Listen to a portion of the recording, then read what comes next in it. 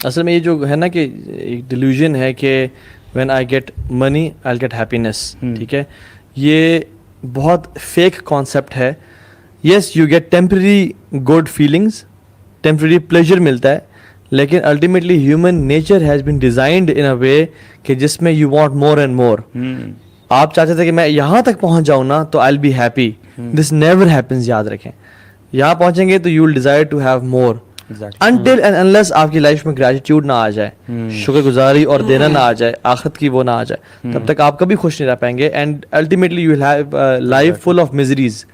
حدیث بھی ہے اس بارے میں کہ انسان کا جو پیٹ ہے وہ قبر کی مٹی بھر سکتی ہے. اور ایک اور حدیث اللہ کے نبی صلی اللہ علیہ وسلم نے فرمایا کہ اگر انسان کو ایک سونے کی وادی دی جائے تو وہ ایک اور ڈیزائر کرے. تو دس تھنگ نیور اینڈز. لیکن نیک بندے کے لیے مال بڑی بلیسنگ بھی ہے. جیسے ابوبکر صدیق نے بلال کو خریدا، تو نیک بندہ اگر ہو تو اس کے لیے مال بہت بڑی بلیسنگ ہے، اس طرح سے کہ وہ اپنے آپ کو، اپنے بچوں کو دین پہ انویسٹ کر سکتا ہے، دین کے لیے خرچ کر سکتا ہے. حدیث میں کیا آتا ہے کہ نعم المال صالح لرجل صالح، کہ کیا ہی خوبصورت ہے کہ ایک نیک انسان کے پاس صالح مال ہو، یعنی حلال مال ہو. تو ہم کس کو بیسیکلی توحہ برا کہہ رہے ہیں؟ ہم برا اس کو کہہ رہے ہیں کہ انسان کا ساری کی ساری ڈپینڈنسی جو ہے وہ مال پہ ہو، پہلی بات. دوسری بات، وہ ساری زندگی وہ مال کمانے کے پیچھے لگا رہے اور اس کا اللہ تعالیٰ سے کوئی ریلیشن شپ، کوئی تعلق، دین سے کوئی تعلق واسطہ نہ ہو. نمبر 2 ہے. نمبر 3، اسپینڈنگ وہ نہ کرے، ہولڈنگ کرے، یا اسپینڈ کرے تو وہ ایسے کاموں پہ کرے جو کہ شر کے کام ہیں. بالکل، اس سب کو ہم برا کہتے ہیں. ہاں، اور ڈیفینیٹلی کمانا بھی غلط طریقے سے ہے، کمانا بھی اسٹارٹ بھی اس سے ہے، جھوٹ بولے کے مار ہے، تو وہ چیز اپنے پیٹ میں آ کے انگارے ڈال رہا ہے، تو یہ سب سے بڑی چیز ہے. تو حدیث میں کیا آتا ہے کہ پوری مختلف امت کے ڈفرینٹ فتنے ہوتے ہیں، میری امت کا جو فتنہ ہے وہ مال ہے. تو اللہ کے نبی صلی اللہ علیہ وسلم کا جو ڈر تھا نا ہمارے لیے، وہی تھا یہ غریب ہو جائیں گے یہ لوگ. میں تو بے انٹرسٹ تم غریب ہو جاؤ گے، بلکہ مال تمہارے پہ وافر ہو جائے گا. ڈر اس بات کا رہتا ہے تو مال کے پیچھے پاگل ہو جائے گا. اور جو وہن کی بیماری ہے نا جو آج مسلمانوں میں ہے، وہ جو حدیث صحیح ہوتے ہوئے نظر آتی ہے، حب الدنیا و کراہیت الموت، وہ کیا ہے کہ دنیا کو کمانے، جو کیپٹلزم ہے. کیپٹلزم اتنا برا کہ دیکھیں نا، دیکھیں سبحان اللہ، ہم نے ہر کسی کو، پوری دنیا اگر آپ دیکھ لیں، ہر بندے کا اسکیجول دیکھ لیں، وہ کیا کر رہا ہے؟ ہر بندہ پیسے کے پیچھے بھاگ رہا ہے.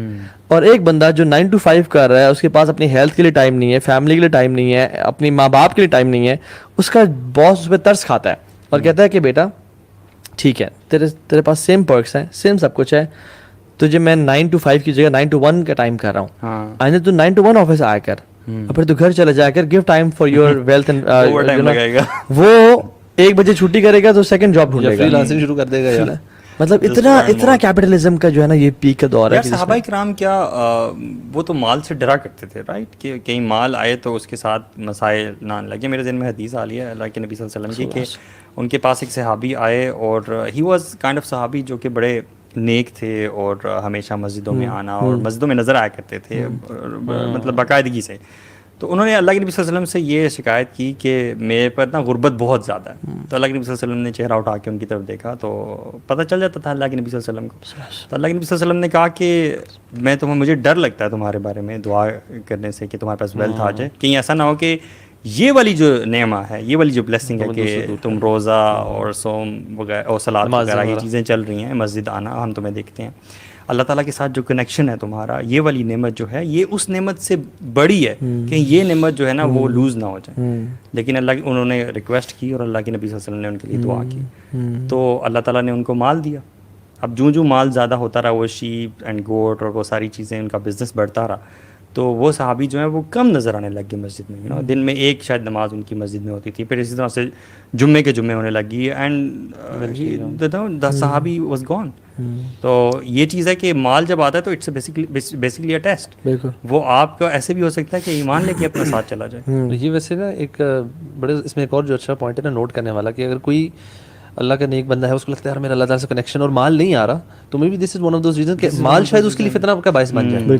تو اللہ تعالیٰ وانٹس کہ یار یہ بندہ اسی حالت میں رہے گا انشاءاللہ. اس کا میرے ساتھ جو آپ بات کہہ رہے ہیں، میں نے بڑی خوبصورت حدیث پڑھی اس بارے میں، سبحان اللہ. وہ حدیث ایک ہی بار مجھے ملی یار، تو اس کے بعد ملی بھی نہیں وہ حدیث، میں ڈھونڈوں گا، لیکن وہ صحیح حدیث تھی کہ اللہ تعالیٰ جو ہیں وہ کچھ لوگوں کو مال اس لیے نہیں دیتے کیونکہ اللہ کو پتہ ہوتا ہے کہ اگر اس شخص کو میں نے مال دیا تو اس کا ایمان جاتا رہے گا. اور اس کا اپوزٹ بھی ہے کہ کچھ لوگوں کو اللہ تعالیٰ نے مال دے کے رکھا ہوتا ہے اور وہ اللہ کی فرما برداری میں ہوتے ہیں, اور اللہ کو پتہ ہوتا ہے کہ اگر اللہ نے ان سے مال لے لیا تو ان کا ایمان جاتا رہے, کفر میں پڑ جائیں گے وہ, یا وہ جو ہے نا حرام کام کرنے شروع ہو جائیں گے. اللہ اکبر. تو لیکن نا ہر کام میں بہتری ہوتی ہے, اور ہم جو مسلمان ہیں نا, یہ ہم لوگ امت وسطہ ہیں, بیچ کی امت ہے. یعنی ہم لوگ صرف توکل پہ ریلائی نہیں کرتے اور صرف توکل پہ ریلائی بھی نہیں کرتے. یعنی توکل از گھر بیٹھ جانا, کسی چیز کا کام نہ کرنا, کچھ کام نہ کرنا, اور ویٹ کرنا کہ آسمان سے مال گرے گا اور میری چھت سے ٹپک جائے گا. ایکسٹریم لیول آف توکل, ٹھیک ہے, جو لوگ غلط کانسیپٹ سمجھتے ہیں. ہم 20 کی بات ایکسپلین کرتے ہیں. اور جو توکل ہے صرف اپنے جاب پہ, اپنے باس پہ, اپنے بزنس پہ, لوگوں کی جیب پہ ریلائی کرنا کہ یہاں سے مجھے سیلف میڈ لوگ جو ہے نا, سیلف میڈ. لیکن ہمارے یہاں پہ جو ایون کسی کا کوئی کام کروانا ہوتا ہے, اگر کسی گورنمنٹ آفیشیل سے کرانا ہے, تو ہمارا پورا ہوتا ہے کہ لوگ رشوت کیوں دے رہے ہوتے ہیں ان لوگوں کو, یہ کیوں گفٹ جا رہے ہوتے ہیں ایسے لوگوں کو یار, کیونکہ ان کو ہوتا ہے کہ یار یہی بندہ میرا کام کر سکتا ہے. اور آپ اکثر ڈسکشن میں سنے بھی نا, تو لوگ کہتے ہیں یار فلانا جو بندہ نا, اگر اس کے ساتھ ہمارا فائل وہاں تک پہنچ گیا پھر کام ہو گیا. مطلب اتنا بلائنڈ توکل اس شخص پہ اور اس پوزیشن پہ. تو یہ چیز بڑی ڈینجرس ہے ہمارے اپنے ایمان کے لیے. اور وہ پھر ہمارے نا ایکشنز میں اور ڈے ٹو ڈے کاموں میں, اور پھر جو ہم پہلے بات کرتے تھے پیسے میں, مال میں برکت نہیں ہوتی. لائف نا مجھے لگتا ہے جو ہم ابھی شروع میں بھی ڈسکشن کی تھی کہ یار what should be the balanced way نا. ہم اتنا زیادہ آئی فیل کہ مال کے پیچھے بھاگنا, کیسے شروع کریں, ایک کاروبار شروع کر دیں, دوسرا شروع کر دیں, تیسرا شروع کر دیں, اور سے اور ٹائم, مطلب کانسٹنٹلی ہماری جو سوچ ہے نا وہ اسی گرد گھوم رہی ہے. We don't have time to think about our actual purpose. اور اللہ تعالیٰ ہمیں بتاتے ہیں کہ جس شخص کا فوکس اور گول آخرت ہو گیا نا, اللہ تعالیٰ اس کے بلکہ وہ جو حدیث ہے آپ نے اکثر کوٹ بھی کی ہے, دنیا والی, ہاں, کہ اس کے اللہ تعالیٰ دنیا کے معاملات نا سمیٹ دیتے ہیں. اس کے وقت میں بھی برکت آ جاتی ہے, اس کے مال میں بھی برکت آ جاتی ہے. اور ضروری نہیں کہ مال میں انکریمنٹ ہوگا رزق میں, کہ جی آپ کی جس کی جی لاکھ روپے کماتا تھا وہ 2 لاکھ پہ چلے جائے گا, 4 لاکھ پہ چلے گا. آئی آنیسٹلی فیل, بلکہ کالر سے میری بات بھی ہو رہی تھی, وہ کہہ رہے تھے کہ آپ کے کاموں میں, آپ کے وقت میں, آپ کی ہر چیز میں برکت آنا شروع ہو جائے گی. تھنگز آپ you will be able to do more in a day.